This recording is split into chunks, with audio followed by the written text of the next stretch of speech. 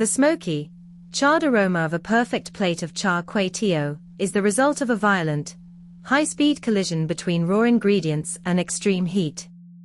In the bustling hawker centers of Malaysia, this dish is not just a meal, it is a masterclass in physics and timing, performed over a roaring flame that few home kitchens can replicate. At the heart of the experience is a concept known as wok hai, or the breath of the wok. To the uninitiated, it might just smell like a good stir-fry, but to a seasoned chef, it is the signature of a dish cooked at the absolute limit of temperature. When a carbon steel wok is seasoned over years of use, it develops a microscopic patina of polymerized oil.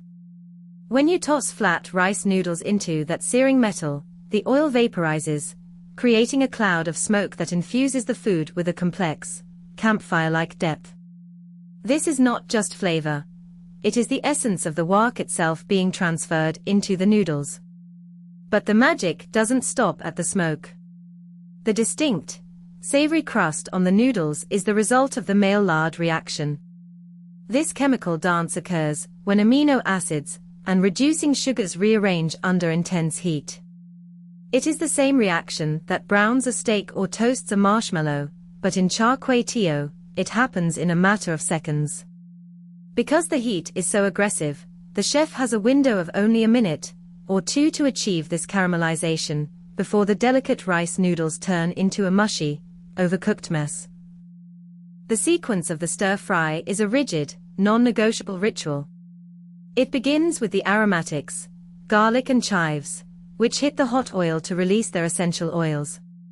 Then come the proteins, succulent prawns and, traditionally, blood cockles. The cockles are a polarizing but essential element, providing a subtle, briny mineral punch that cuts through the heavy richness of the dish. Finally, the noodles are added, followed by a precise splash of soy-based sauce.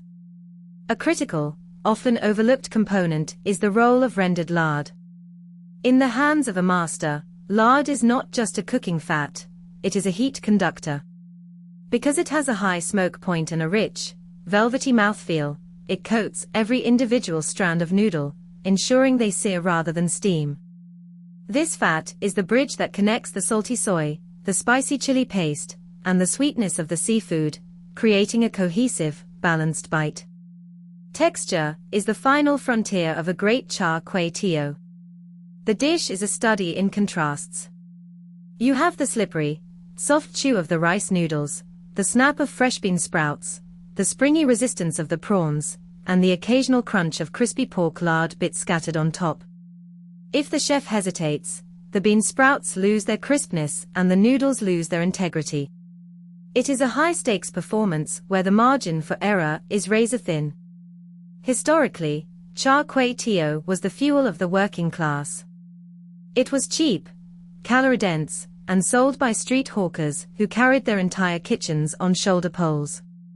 It evolved from humble origins into a national obsession, reflecting the multicultural tapestry of Malaysia.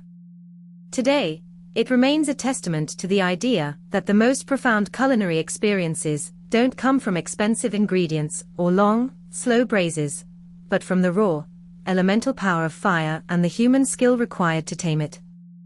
When you sit down at a plastic table in a humid, crowded hawker center, waiting for that plate to arrive, you are waiting for a moment of perfect synchronization. You are waiting for the chef to capture the breath of the wok, to harness the Maillard reaction, and to balance the fat and the brine in one final, frantic toss. It is a dish that demands to be eaten immediately, while the wok hai is still alive, and the steam is still rising. It is a fleeting, smoky, and deeply satisfying reminder that the best food is often the kind that requires the most courage to cook.